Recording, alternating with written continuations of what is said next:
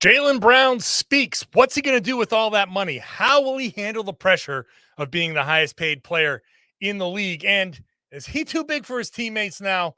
We're going to talk about it all. You'll hear from him right now on the Locked On Celtics podcast. Be ever ready. Recognize the city of champs. Boston, baby, we do what you can't. Locked on number 18, Tatum and Brown, J-team, step back. We gon' wet that and slay teams. Of course the Celtics, who else could it be?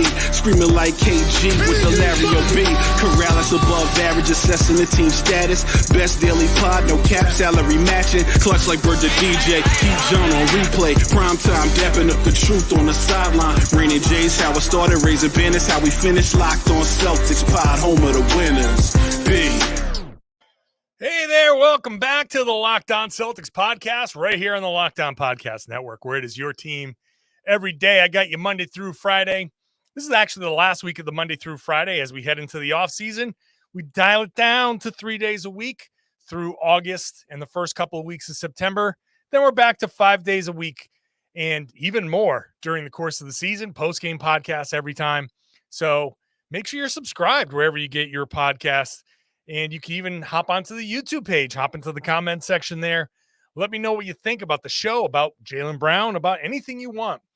I'm John Karalis. By the way, I used to play. Now I cover the Celtics for Boston Sports Journal. And today it's all about Jaylen Brown spoke at the MIT lab, MIT Media Lab. He was there with his campers from the Bridge program. It's a STEAM program, so science, technology. What's the E stand for? A is arts, M is math. I forget the E part. But regardless, it's a program for kids in Boston, and it's something that Jaylen Brown's been doing there for a while. And he was surrounded by the kids, which was great. A nice little event there.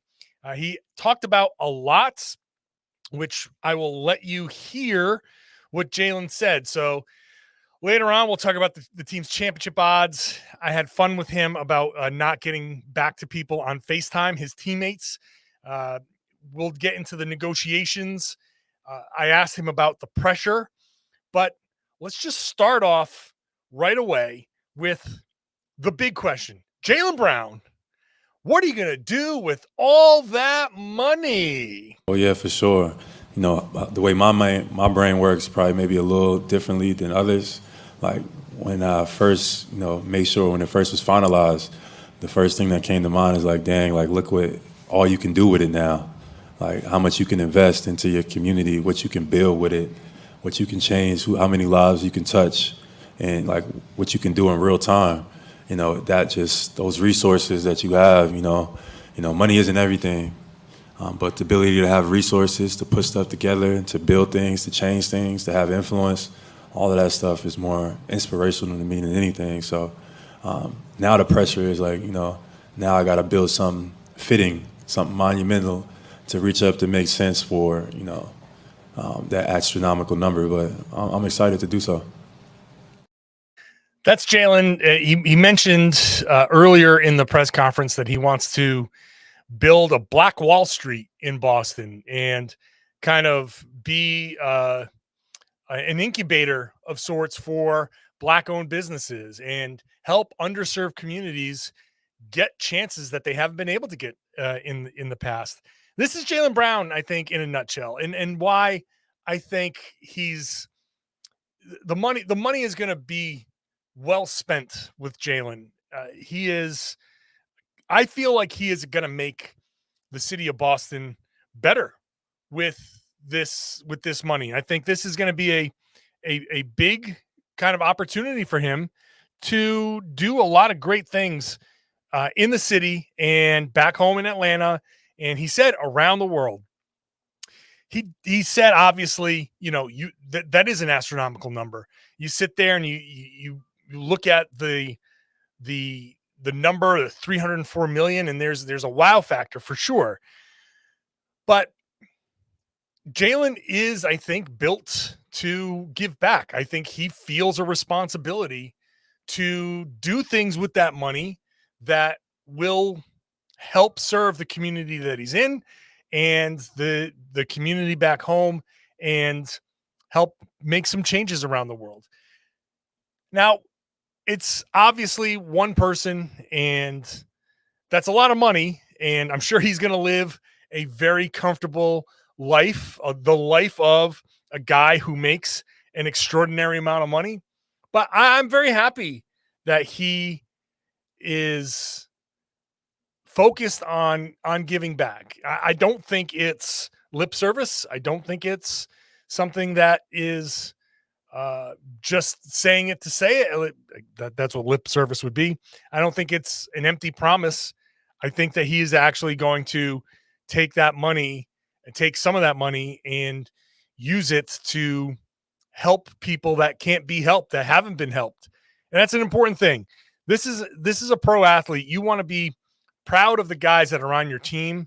I think this is an important part of it. He's going to be a very important part of the community. So I wanted to start the podcast off with that because I just think that's probably the most important element to come out of this. People are going to get upset that Jaylen is making all of this money. And I've already had conversations. I had an electrician over my house. What do you think about Jaylen Brown? Does he deserve all that money? You know, I got people all over the place asking me, what do you think about Jaylen Brown? Does he deserve all that money? And there's a lot of questions. There are a lot of questions that come with making all of that money. And people are going to hold Jaylen to a higher standard. And part of making that money is making, obviously on the court, making your team better, making yourself better, winning a championship, but also giving back to the community, having that sense of, hey, you know what? These are the people who support me. These are the kids. This is the next generation. Let me give back. And I think it's important for Jaylen to give back. Now, everything I just said is pressure on Jaylen. You just heard him talk about the pressure is to build something here, but there's pressure on the court. When I say everybody's asking me about Jaylen. I mean, just everywhere you go, people who know I deal with the Celtics are asking me. So I asked Jaylen, I said on yesterday's podcast, how are you, I'm afraid that he's not going to be able to deal with the pressure right away, that he's going to try to do too much too soon. And it's going to take a little bit of time for him to level off. So I said on the podcast yesterday, I figured might as well ask him about it. Jaylen, when you sign a contract like this, fair or not, it's going to put a real bright spotlight on you. How do you plan to handle the pressure of a contract like this through the ebbs and flows of the season, knowing that the attention on you is going to be magnified? I think I look at life as stages and degrees, and everything that I kind of went throughout my career has kind of prepared me for each stage. So I think like all the life circumstances, the experiences I've had through this organization, experiences I had in the community have all prepared me greatly to be in this spot. I don't shy away from pressure. I know what the demand is, I know what the expectation level is, and I know the work that is required. Everything about me is about work. So I look at it as just another challenge to get better, another challenge to improve. I don't think nobody has seen my best yet. And so God willing, I'll be able to put my best foot forward and do what I do best. No one has seen my best yet. That's the key part of all of this. I'm going to address that next. First, today's show is brought to you by FanDuel. FanDuel Sportsbook is the sportsbook of the Locked On Podcast Network. It's the number one sportsbook in America. And now, baseball, Red Sox are on a roll. Hey, why not throw a few bucks on Major League Baseball? Get onto FanDuel. You can get 10 times your first bet in bonus bets up to $200. So get your $20 in, throw a bet down, win or lose, you'll get $200 in bonus bets. That's a win no matter what. That's $200 that you can spend betting on anything, money line, over, under, who's going to hit that first home run, all those types of prop bets. It's all there on an app that is super safe and secure. No worries about that. You can hop on. It's very easy to use, very intuitive. When you win, that money hits your bank account instantly. That's what you want in an app like FanDuel. There's no better place to bet on the MLB than FanDuel, America's #1 sportsbook. Sign up today at FanDuel.com/lockedon. Get up to $200 in bonus bets. That's FanDuel.com/lockedon. FanDuel is an official partner of Major League Baseball. Just ask you to please gamble responsibly. Thank you for making Locked On Celtics your first listen every day. Want to invite you back here tomorrow, Friday episode, 5 days a week this week, back down to 3 days a week after this week is done. Off season is here, so we slow it down just a little bit, but it's still more podcasting than you're going to get anywhere else. So subscribe to the Locked On Celtics podcast. All right, before the break, I played a clip there from Jaylen Brown who talked about the pressure and no one's seen my best. And, hopefully he can put his best foot forward. And that's going to be the pressure that he feels. The number one, I think, mistake that people make when they look at Jaylen's deal is they ask the question of, well, does he deserve that much money? He's not going to be able to live up to that. It's not about living up to that money. I hope Jaylen understands that. I hope people understand that. It's not about living up to $60 million per year, $50 million in the first year, almost 70 in the final year. It's not about living up to that number. No one's going to live up to that number unless it's like LeBron, prime Durant, Jokic can live up to that money, right? It's a select few who live up to that money. Don't compare Jaylen to Jokic. Don't compare Jaylen to Giannis. That's not how this system works. So don't hold it against Jaylen for participating in the system and being fortunate. I said in yesterday's podcast, I'll say it again here. Jaylen gets the exact same deal as all the other Supermax guys. It's the exact same thing. 35% of the salary cap. If you're a Supermax player and you get the full Supermax, which happens all the time, you get 35% of the salary cap.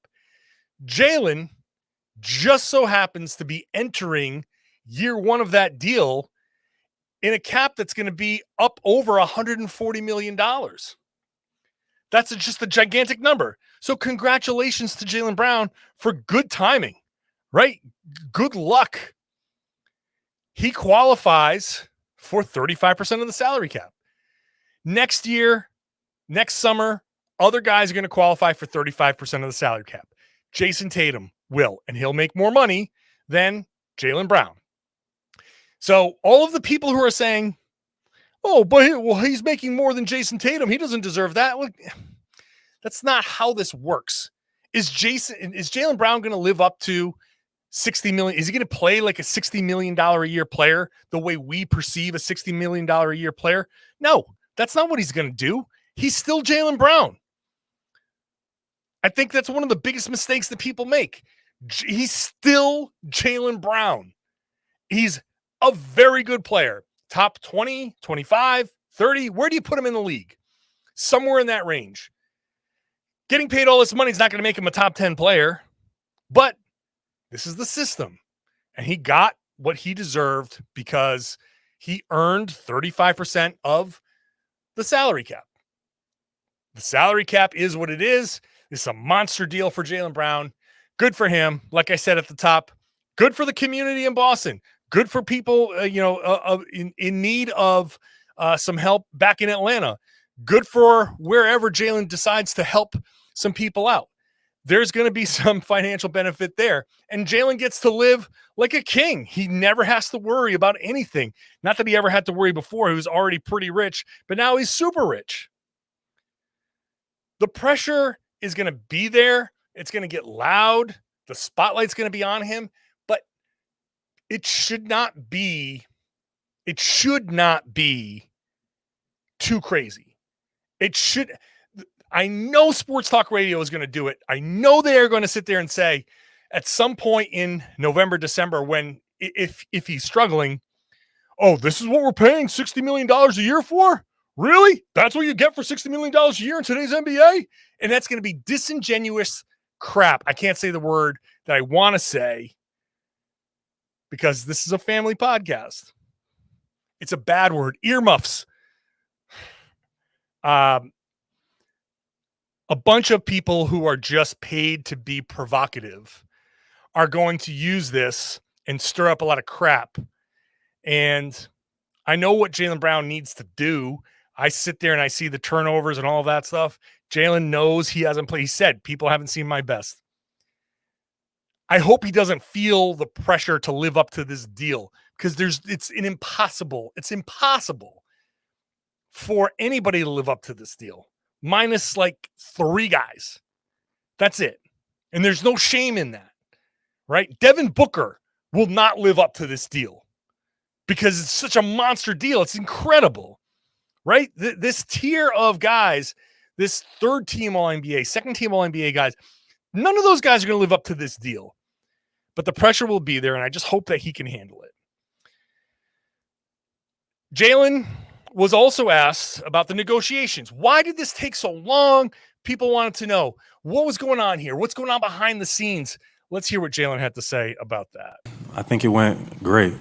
I think a lot of time when you talk about a relationship that you have with individuals, you can just talk to them normally and direct, because I've known these guys for 7+ years. And a lot of times when, financial stuff kind of gets into play, it gets a little bit, more sensitive or et cetera. But I thought from my standpoint, they understood where I came from. They understood where we came from. And it was all about just meeting in a place where it made sense for everybody. And I'm glad that we were able to finish it and get everything done. I just don't think he would have said anything like that if this was anything other than 2 sides that just took their time to get a deal done. I've been saying it. A lot of other reporters have been saying it, that this was never a contentious thing. There was never any sort of problem with the negotiations. I think if there was a problem with the negotiations, I don't think Jaylen would have said, oh my God, they were horrible, but he wouldn't have said it the way he said it. So I think that just confirms that the negotiations were what they were. They took a little time because both sides are going back and forth. I'm sure Jaylen wanted that 5th-year player option. It wasn't going to happen. I think it was an either or trade kicker. And I'm sure Boston went in and said, you get nothing. You get no trade kicker and no player option. And they kind of ended up in the middle. They found a spot where, okay, you get your kicker. We're not going to give up the option. It's something that you can negotiate, right? You can't negotiate the player option, but you can negotiate the kicker down the road, which the Celtics would have to pay. It's not 15%, but whatever the final percent number is on the kicker, basically the Celtics would have to pay that amount of money, but the increased number would be on the other team's books.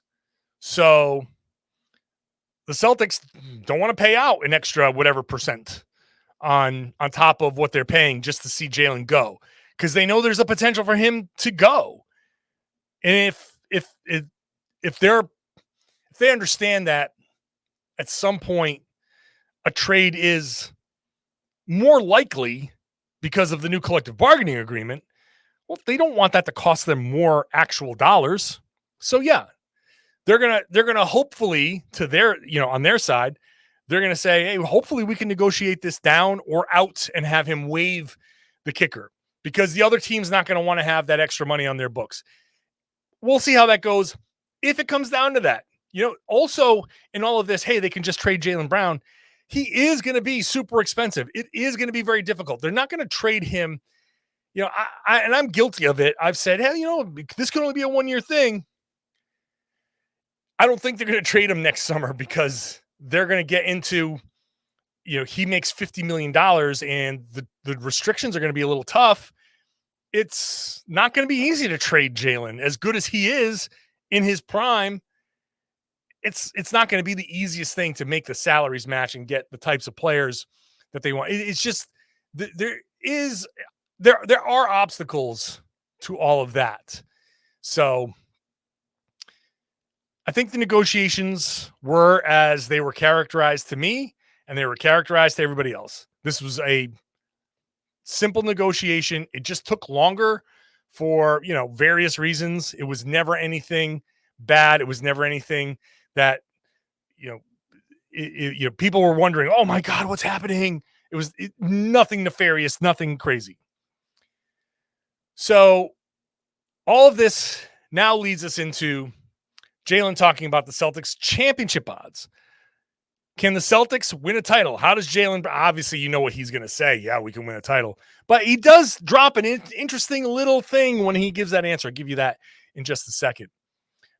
I want to thank everybody for making Locked On Celtics your first listen every day. Part of your daily routine, you everydayers, you're here Monday through Friday. Again, Monday, Wednesday, Friday, starting next week. But I want to invite you over to the Locked On NBA side because I host on Wednesdays with Jake Madison, and Locked On NBA is still 5 days a week. We've got your NBA fix. We're going day to day, man, Monday through Friday throughout that whole offseason on the Locked On NBA side. Rotating hosts. I got the Wednesday show with Jake. So give that a listen. We're playing basketball, right? This is about basketball. The Celtics have retooled their roster. Here's what Jaylen had to say about his thoughts on the Celtics' potential to win a championship. Of course. I'm excited to get started with the journey as well. I think what Kristaps can bring to us defensively, in addition some of our other guys can bring to us defensively, I want to make sure that's where we hang our hats this year, and that starts with me, that starts with Jayson, that starts with guys, Rob, with Marcus gone, we don't want our defensive identity to go out the door as well. So we got to really emphasize that at the start of training camp. That's a big statement to me. With Marcus gone, we don't want our defensive identity to go out the door with him. He later on would talk about Marcus and saying, that's my brother, that's one of my best friends, and it's not going to be the same. Talk about how they put each other in headlocks and stuff. It's been, an up and down relationship, but it's one that is full of respect for one another. We know that Joe Mazzulla has been an offense-first coach. This past season was very obviously offense first. Jaylen continues the narrative from the Celtics players' side. We want to hang our hats on defense. We want to maintain our defensive identity. Joe Mazzulla was there. The players keep saying it. So it does, I don't want to say it conflicts, because it's not like Joe is saying, we don't play defense here. I can't believe you said you want to play defense. They do play defense. They were the second-ranked defense in the league last year. Now, defense in the NBA overall was just down. That defense was nowhere as good as the year before. The defense is still going to be a priority, but are they going to be offense first with defense just right behind? Every team wants to be good at both. And it's the teams that are good at both that tend to win championships. But Joe putting so much focus on the offense and the players, now Jaylen Brown, hey, they did pay him all this money. His voice does carry a little bit more weight. The Celtics have committed to him. Wick Grossbeck was there. Steve Pagliuca was there. And they had, they're saying the right things, but it seemed pretty clear in the statements that were made. This is a signing. This is a contract aimed at winning a championship in Boston. They give him all this money. He has a voice. Obviously, this isn't a case of, well, if Joe doesn't do what Jaylen wants, Joe's out. No, that's not what I'm saying. But if the players, especially Tatum and Brown, want to focus on the defense, then the Celtics have to make sure that they're focusing on defense. And I'm sure that Joe is going to focus on defense. It's just a matter of what's their identity going to be. It's something to watch. When Christmas time comes around, can we say, this is this team's identity? Do we know that this team is a defense-first team that runs this offense and can also score? Or is it an offense-first team that can also get some stops? And that little difference kind of changes how the team plays and what they rely on down the stretch. How are they going to win close games? If you're an offense first team, then it's going to be a little bit more back and forth. You're going to hope to outshoot some teams. If you're a defense first team, you're just trying to shut the other team down in the final minutes and get out into transition, and the offense will come. So we'll see. It's an interesting kind of dynamic that's going to be a storyline in training camp. I'm going to wrap this up with a little fun moment in this press conference. I don't know if you followed this, but Grant Williams and Robert Williams tried to reach Jaylen on FaceTime after the deal was announced. He didn't answer his phone, and they posted screenshots that were basically like, who's Mr. Big Time now? I asked Jaylen about it. He didn't know about it. Here's the whole clip. It was a fun moment in this press conference. Jaylen, Grant Williams, Robert Williams both posted that they were unable to reach you on FaceTime. Have you been able to reach out to them? How do you feel about them calling you out like that? I'm not aware. What happened? Rob and Grant tried to FaceTime you after you signed your deal. Okay. They couldn't get through, so they posted screenshots on Instagram saying that you've changed. He definitely changed his number. I mean, Care to respond and tell us how much you've changed? So are you too big for your teammates now? Nah, never. No, those are my guys. I'll probably give them a call when I leave out of here. But yesterday was a crazy day, probably the most my phone has ever been ringing and on the line. So I missed their call, but I'll make sure I get back with those guys. He was going to call him, but he'll call him tomorrow now. So, fun moment. The reality is that Jaylen was in the middle of his camp. They were having some sort of lesson, computer lab or something. The news came out that the deal was done and his phone blew up, but he was in the middle of handling things with his kid, the kids over there in the camp. And obviously, I would have done exactly what Grant and Rob did if one of my buddies one of my teammates got a massive contract. And if I was playing at that level, I would have busted his balls on Instagram as well. But obviously it's a fun moment, and I'm glad that Jaylen had some fun with it. Grant's no longer a teammate, but will obviously be in Jaylen's mentions. It's a fun time. I think these guys are truly happy for one another. They're all in the league. They're all trying to do the same stuff, right? And this is a business. If one of my teammates gets a big thing like that, big contract like that, I'd be like, hell yeah, dinner is on you all the time. Even Rob makes $12 million a year. Be like, you know what? I'm not paying for nothing around Jaylen anymore. We're going to whatever steakhouse, whatever place that I don't even know about because I have nowhere near the amount of money. A rich person's place to eat, they're going to go, and I'd be looking at Jay and be like, you got to pick this tab up, man. You're the one who just signed $300 million. So this is all going on your card, buddy. Fun times there. This is a very good time for the Celtics.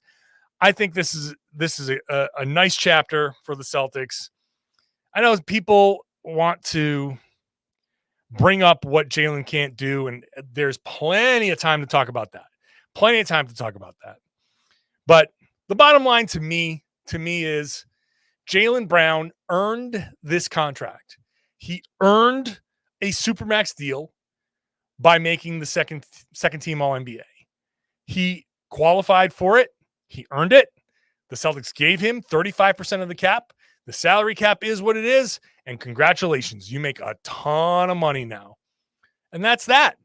Any player in that situation should be asking for the same thing, and they should get it because that's how the system works. And so give him the money. He got the money. Next year, Jayson Tatum will negotiate a much richer deal. That's just how it goes. And eventually, the money will start to pile up above Jaylen Brown, and he'll be the 25th or 30th highest paid player, and it will be commensurate with his talent level. And this is just what NBA players make now. I'm sorry that this wasn't the deal when Larry Bird played or when John Havlicek played or when Bill Russell played. Does Bill Russell deserve to make $70 million a year? Sure he did. But back then he had to work a second job to, or his teammates had to work second jobs to make ends meet. That's just life. That's just how it goes in the NBA. At some point, guys will be making $300 million over 3 years for all we know. Things change. This is part of a change. Lots of money is coming into the NBA. Lots of money. That money is split between the owners and the players, basically 50-50. The players' half is the form of the salary cap. That's half the money. Jaylen Brown gets 35% of that half of the money. Great. This is what the number is. You've earned it, buddy. Congratulations. Do good things with it. Correct some of the mistakes that you've made. Correct some of the deficiencies, and it'll be fine. Don't go overboard, fans, by saying, oh, he makes this much now, he shouldn't be doing it. Treat him like a normal basketball player. You know damn well that an extra $20 million doesn't correct things overnight. You can only correct what you can correct, right? You can work on it, and hopefully it gets better. Money doesn't magically change things. So it is what it is. Everybody just accept the fact that this is the system. Jaylen Brown's a beneficiary of the system. Congratulations to him. Good for you, buddy. I want to say thank you to everybody who's been listening, watching throughout all of this. Friday podcast tomorrow. Again, next week, we go down to 3 days a week, Monday, Wednesday, Friday. Monday will be Mailbag Monday throughout the course of the offseason. So get your questions in. JohnKaralis.com/mailbag. I want to hear what you got to say. Ask your questions about the Celtics, the NBA, me. Have fun with it. Let's have fun with the rest of this offseason podcasting. So make sure that you are subscribed. If you're not an everyday listener, if you are, I would love it if you share the podcast. Get out there. Tell the world. Tell everybody that they should be listening to and watching the Locked On Celtics podcast right here on the Locked On Podcast Network. It's your team every day.